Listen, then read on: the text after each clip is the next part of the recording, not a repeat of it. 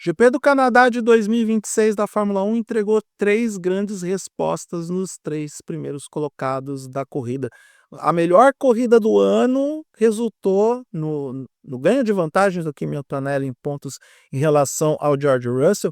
George Russell, que deu entrevista depois da corrida, meio que jogando a toalha, dizendo: parece que os deuses do automobilismo não querem que eu seja campeão do mundo. E eu prometo que eu vou gravar conteúdo sobre isso para dar um puxão de orelha no menino George Rei da Floresta.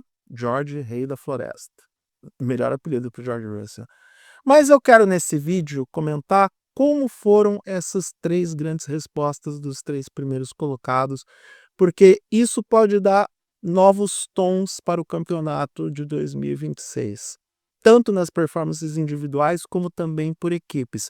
Eu acho que é um campeonato que vai ganhar muitos contornos e muitas dinâmicas a partir de agora.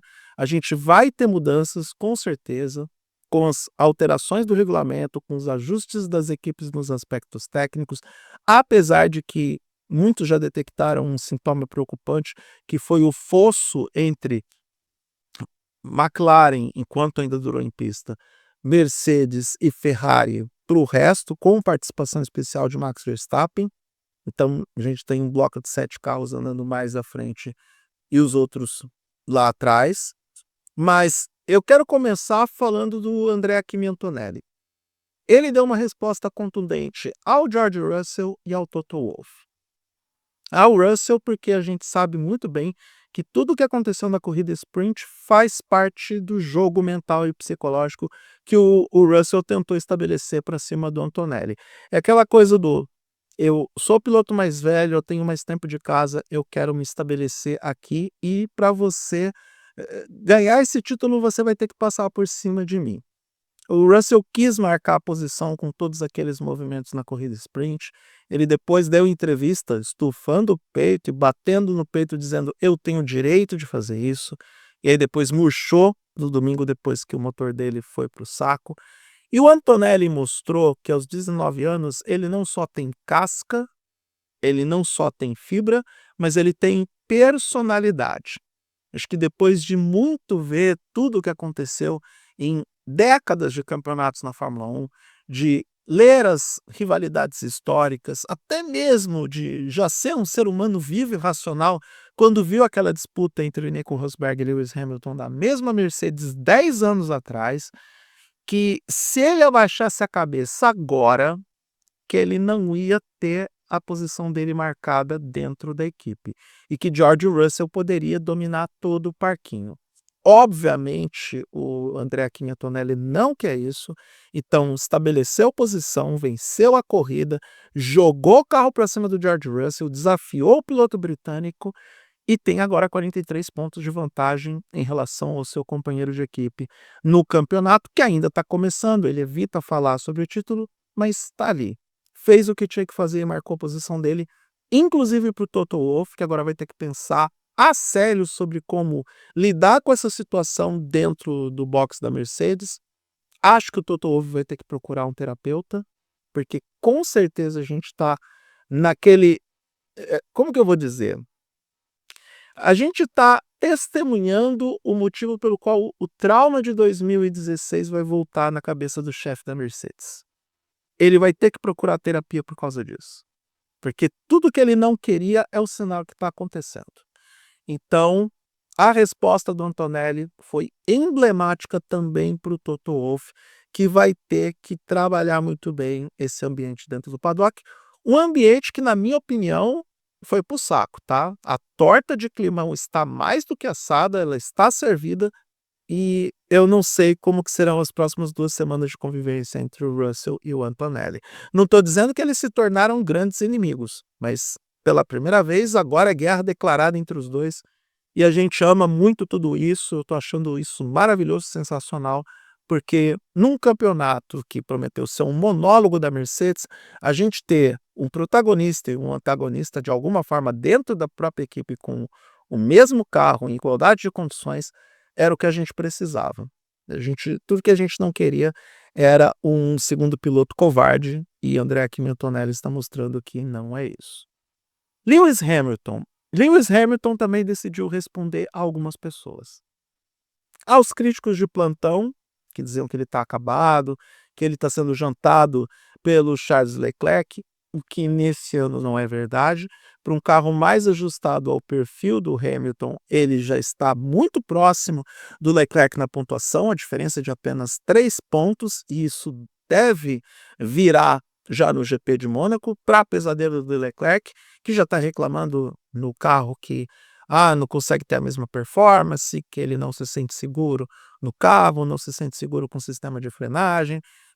Isso não é desculpa, tá? Não estou dizendo que o Leclerc está usando de retórica para justificar o mau desempenho. Eu acredito que ele realmente está com problemas para se adaptar a esse carro, a esse novo regulamento, mas já temos uma narrativa apresentada pelo piloto monegasco.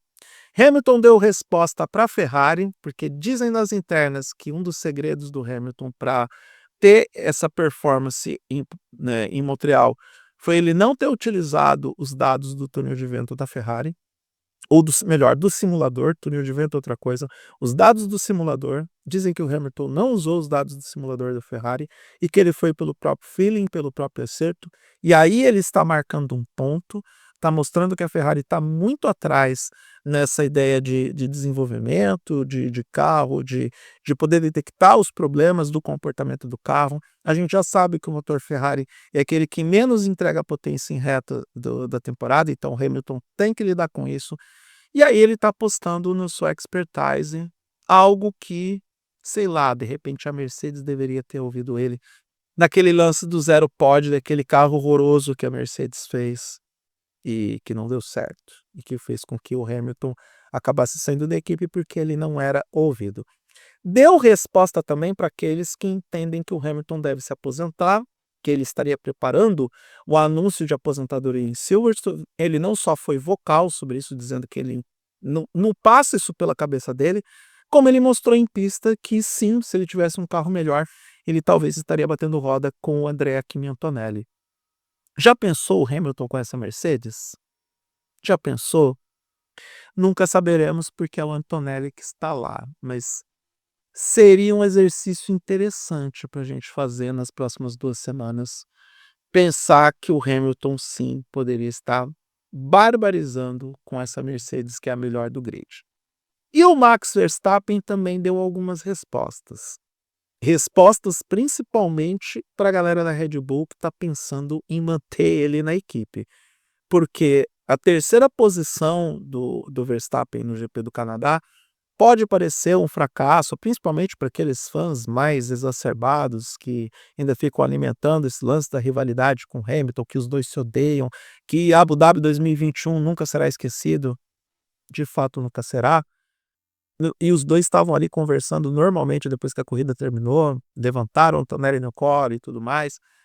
Então o Verstappen deu respostas objetivas para a Red Bull, ele tirou leite de pedra o final de semana inteiro. O lance das trepidações, o lance de todos os problemas que o carro tem, ele soube contornar para chegar na terceira posição, para se enfiar em um bolo que normalmente seria dominado por Mercedes e Ferrari.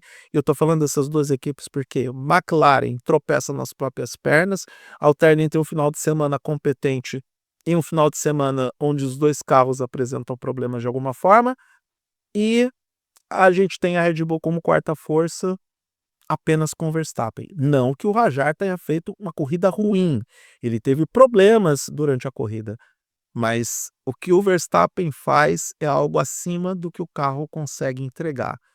Então, o recado, a resposta que o Verstappen dá é a seguinte: eu ainda estou aqui por enquanto. Não sei quanto tempo eu ficarei aqui. Se vocês não me entregarem um carro decente, eu não fico aqui.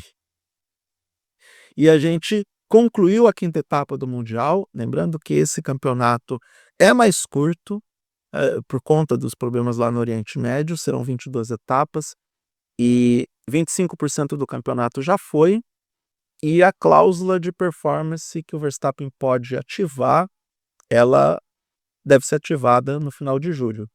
Porque com tudo que ele fez, com o primeiro pódio da Red Bull esse ano e com a terceira posição, o Verstappen ainda é sétimo no campeonato, e na frente dele tem pelo menos 2 Mercedes, se acertar 2 McLarens e 2 Ferraris. Então, meio que o Verstappen está na posição que ele tem que estar no campeonato hoje, que é a 7ª posição.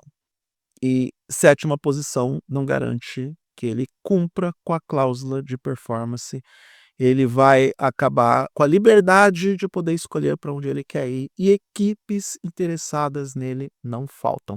Eu publiquei um vídeo sobre isso ontem, falando que todos querem Max Verstappen, e mesmo que não digam que nós queremos mesmo o Verstappen, estamos fechados com ele, mas todos estão conversando, e onde tem conversa pode ter entendimento, pode ter contrato. E aí o Verstappen está começando a pensar no seu futuro, está começando a pensar na vida pós 2026.